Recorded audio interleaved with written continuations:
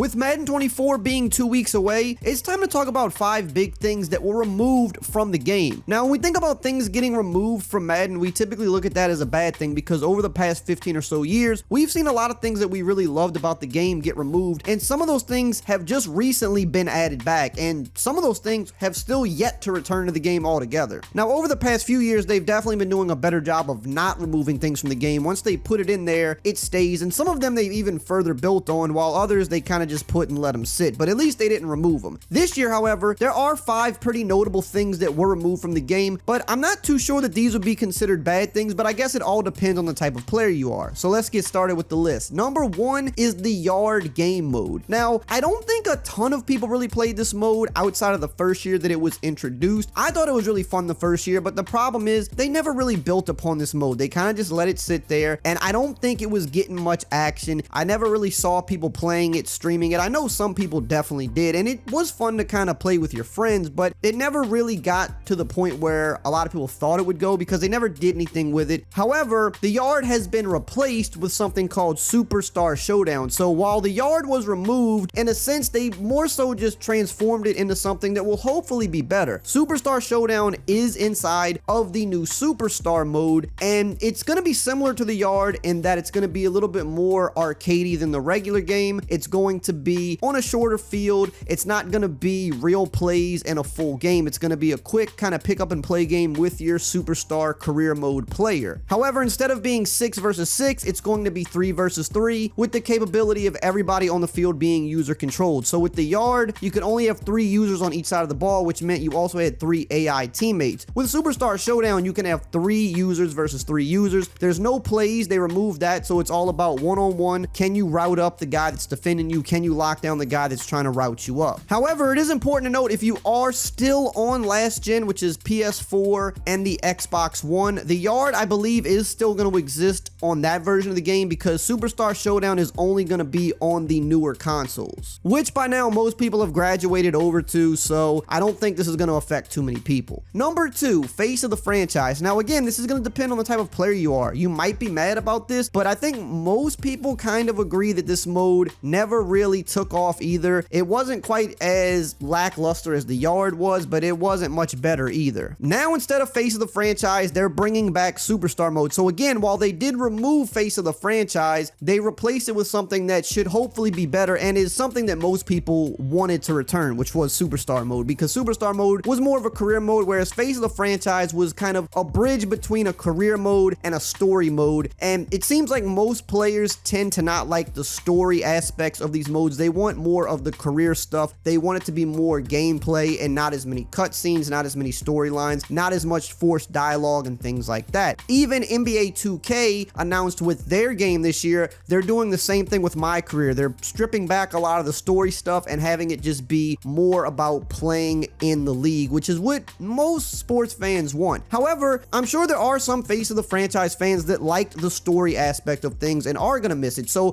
depending on the type of player you are, this could definitely be a bad thing. And once again, like the previous thing we talked about with the yard, if you're on the older generation consoles, you're still going to have face of the franchise there if you want to play it. Probably won't have much updates to it. It'd probably be the same as it was last year, to be honest. But on the newer consoles, you're going to now have Superstar mode instead. Hey, if you're still here at this point of the video and you haven't subscribed yet, you might as well just go ahead and subscribe because you're already a part of the family, whether you like it or not. You're clearly enjoying the content, and we would love to have you a part of the family over here. Trying to hit 1 million subscribers one day, and I definitely need everybody's help. It would be greatly appreciated. Number 3, storylines. Now, this kind of goes hand in hand with the thing we just talked about, but I wanted to talk about this on its own because the storyline aspect of the career mode has been something that's been very polarizing in a lot of sports games lately. And while they are stripping back the storylines, that's not to say that there's going to be no story elements involved. You're going to obviously need cutscenes for certain things if you win awards, when you sign your contract, when you interview with GMs. But the approach now is instead of having an actual story that is a certain path that you absolutely have to follow no matter what your position is, no matter what type of player you are, no matter what your situation is, instead of having to follow that same path for everybody, now that's really just been removed, and you're only going to get cutscenes when it makes sense to just pay off you progressing through your career, like I said, for awards and things like that. Number 4, the old player models. Now, this is another one that's definitely gonna depend on the player, because when it comes comes to player models, I always see a lot of different feedback on this. Some people liked the player models a few years ago where they were super bulky and the shoulder pads were super big, and a lot of people hated it and said this is not what players look like nowadays. They don't wear pads that are that big. Nowadays, players wear pads that are a little bit more low profile. And just aside from that, you had players that sometimes just looked a little bit off in their builds, and you especially saw this during animations like running and catching, because that's when the stuff would become more obvious. Last year, we saw a shift in the player models that took the pad height down, made them slimmer, made them look more up to date. We saw them do some tweaks with some new body types, but once again, it was kind of a split, especially from what I saw. A lot of people loved it and were happy about the change, but a lot of other people were complaining that they felt the models looked better the year before. So it really doesn't matter what they do with the player models. I feel like everybody's going to have a different opinion on it, but this year they definitely made a bigger change with what they're calling Sapien technology. They redid the skeletons and added new player models so that players now will look more realistic in their animations when they're running and catching, which I do think that they do. However, I will say something just looks off about the player models to me, and again, this is my opinion, this is just my perspective on it. To me, they look off. Other people have said the same thing, but also I've seen other people say that they look good. So it's just a weird thing. I kind of preferred how the models looked last year. The tweak that they made from 22 to 23, I thought was pretty solid overall. They could have made some slight adjustments, but I thought they looked good. This year, I do think they look better in animation and on the field, which is really what matters the most, to be honest. But if you're like looking at a player on a edit screen or something like that, or in a cut scene in between plays, something just looks slightly off to me, and I don't quite know what it is. But they definitely have new skeletons, new player models. They've shown a lot of side-by-side comparisons so that you can see the difference. So the old system has completely been removed, and this is what we have now. Number 5, the conservative tackle. This is actually something that's gone very under the radar, and it's a very important part of gameplay. Conservative tackle is a way for you to wrap up and kind of just make the safe tackle without trying to go for a big hit to jar the ball loose or something like that. The conservative tackle allows you to just try to get your guy down and not have much room for error. Now, instead of conservative tackle, they're calling it wrap tackle, and the outcomes are based on the new tackle advantage algorithm that they've put in the game. Last year, they introduced a new tackling system. This year, they've kind of built on that. Now you're going to see players contest a lot of shorter catches instead of just mid-air catches. They're going to contest slants, drags, curls, and all those underneath routes.